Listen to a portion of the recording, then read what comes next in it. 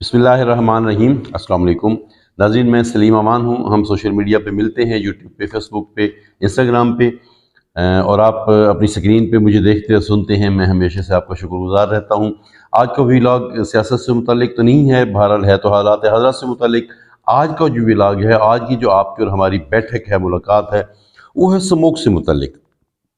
Smoke हमारे लिए कितने मसाइल पैदा कर रही है, हमारे लिए कितनी मुश्किलात पैदा कर रही है, यकीनन आप उससे आगाह हैं। आप ये भी जानते हैं कि स्मोक और फोग, इसमें हम क्या फ़र्क रखते हैं। फोग आपको पता है कि जब सर्दियों में बादल यूँ कह लें कि किसी हद तक नीचे आ जाते हैं, हवा हमारी जम जाती है, तो उसे धुंधलाहट का शिकार माहौल हो जाता है और हम देख नहीं पाते। ट्रैफिक भी उससे बड़ी मुतासिर होती है और यकीनन हादसात का बायस भी हम बनते हैं। उसके लिए भी हमें कोई ना कोई मैकेनिज़्म, हमारी ट्रेनिंग ऐसी होनी चाहिए कि दुनिया के मुख्तलिफ मुल्कों में फोग होती है, लेकिन वहाँ पर इतने हादसात नहीं होते जितने हमारे यहाँ हादसात होते हैं। उसके लिए भी यकीनन मैकेनिज़्म है और उस पर हमें अमल दरामद करना चाहिए। लेकिन अब जो हमें जिस हालात से हम गुजर रहे हैं, हम स्मोक को भुगत रहे हैं।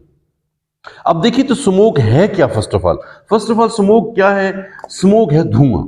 जब हमारे माहौल से उठने वाला धुआं उन गहरे बादलों की वजह से ऊपर जा नहीं पाता, तो फिर हम स्मोक का शिकार होते हैं और वो हमें क्या मुश्किलात, उससे हमारी मुश्किलात क्या होती, हमारे सांस के मामलात होते हैं।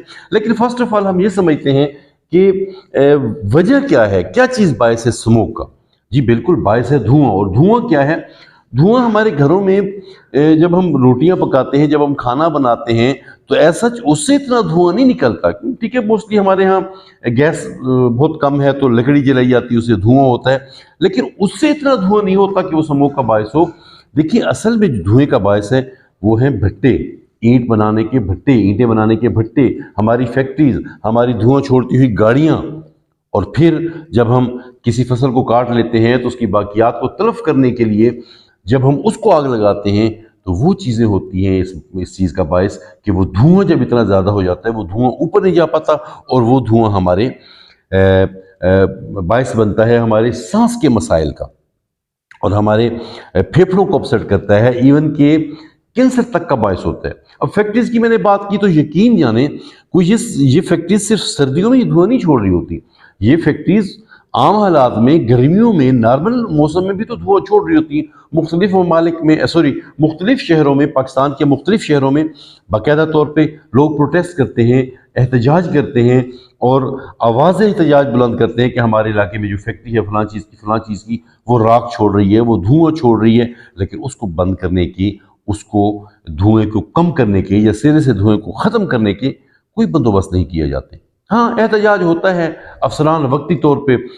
मैं तो यही कहूँगा कि लोगों को, अवाम को चुप करवाने के लिए वक्ती इक़दाम करते हैं और फिर वो उसका मुकम्मल हल नहीं हो पाता। उसका नतीजा यही निकलता है कि जैसे अब हम हंगामी तौर पे जुमा, हफ्ता और इतवार के लिए स्कूलों को बंद कर रहे हैं। इससे पहले भी ऐसी एक्टिविटी हम कर चुके हैं। तो क्या कोई इसका मुस्तकिल हल नहीं है? क्या हमारी तालीम से इफेक्ट नहीं होती?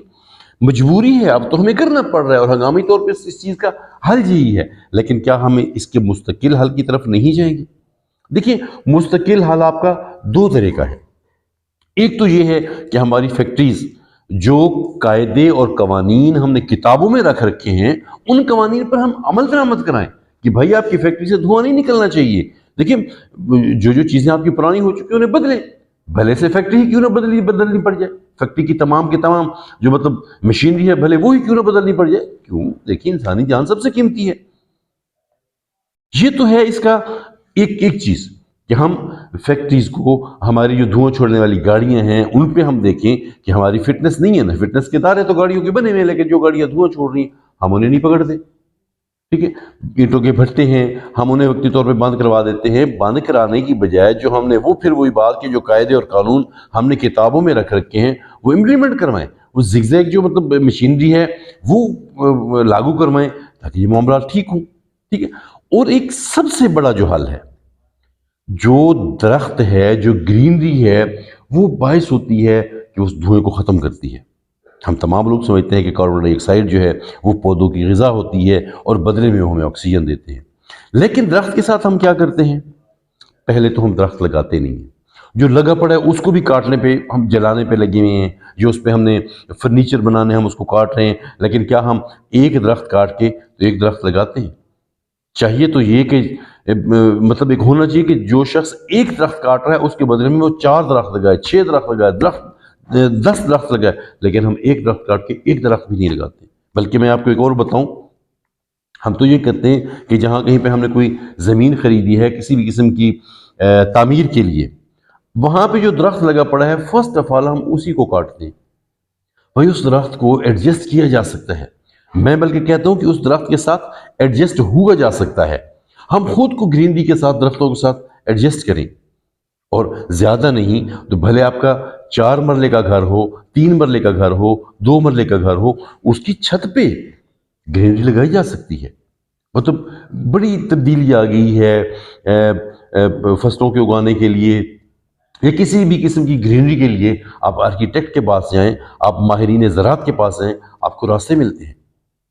لیکن ہم کیا کرتے ہیں، سب سے پہلے اس زمین پر جو ہم نے کسی تعمیر کے لیے لی ہے اس پر لگے ہوئے درخت کو ہی کاٹ دیتے ہیں۔ آپ ایک پودا بھی گھر میں رکھیں نا، ایک پودا بھی، اگر آپ کے پاس جگہ کم ہے، صحن میں گیٹ کے ساتھ کہیں پہ تو ایک پودا رکھا جا سکتا ہے۔ اب تو آپ ایک بڑا سارا گملہ لیں تو اس میں چنگا بڑا سارا پودا اگایا جا سکتا ہے۔ جب تک ہم مستقل اقدامات نہیں کریں گے تو ہم اس کا شکار رہیں گے۔ سموک کو ہمیں ایزی نہیں لینا، ہلکا نہیں لینا۔ اس کا سب سے بڑا حل، جو حل ہے نا حکومتوں کے ذمے، جو حل ہے نا فیکٹری اونرز کے ذمے، وہ تو وہی کریں گے۔ وہ تو حکومت کروائے گی کہ وہ ان جو دھواں چھوڑنے والی فیکٹریز ہیں ان کے اوپر قانون کا اطلاق کروائے، جو دھواں چھوڑنے والی گاڑیاں ہیں ان کے اوپر قانون کا اطلاق کروائے، وہ یقیناً گورنمنٹ کرے گی۔ یا مطلب جیسے اینٹوں کے بھٹے ہیں وہ بھی فیکٹریز میں آ جاتے ہیں نا، تو ان کے لیے کیا بندوبست ہے، کیا قانون ہے، وہ یقیناً حکومت نے کرنا ہے۔ لیکن میرے کرنے کا کام کیا ہے، آپ کے کرنے کا کام کیا ہے؟ وہ یہ ہے کہ ہم نے اسموک کا مقابلہ درخت لگا کے کرنا ہے، گرینری لگا کے کرنا ہے۔ جب تک ہم یہ نہیں کریں گے تو پھر اسپیشلی مجھے زیادہ کہیں کہ ٹینشن اور تکلیف ہوتی ہے کہ جب ہمارا سکول بند ہوتا ہے۔ بچوں کو تو بھلے خوشی ہوتی ہے، بچے تو ڈسکس کرتے ہیں کہ پہلے ہفتے میں 2 چھٹی ہوتی تھی اب 3 ہو رہی ہیں، چلیں جسٹ فار اے جوک۔ لیکن مشکل ہوتی ہے جب ہمارا تعلیمی نظام افیکٹ ہوتا ہے اس سے۔ اب بھی آپ دیکھ لو یہ 2-3 جو چھٹیاں ہوئی ہوں گی، کتنے بچوں کے کوئی منتھلی ٹیسٹ، ویکلی ٹیسٹ وہ چل رہے ہوتے ہیں۔ اب ٹیچر کو پتہ ہے کہ وہ کتنی مشکل سے اس بچے کو تیار کرواتا ہے اور پھر وہ افیکٹ ہو جاتا ہے۔ یقیناً اس پہ آپ بھی سوچیں گے اور میں بھی سوچوں گا، اور صرف سوچیں گی نہیں بلکہ اس پہ عمل درآمد کریں گے۔ السلام علیکم۔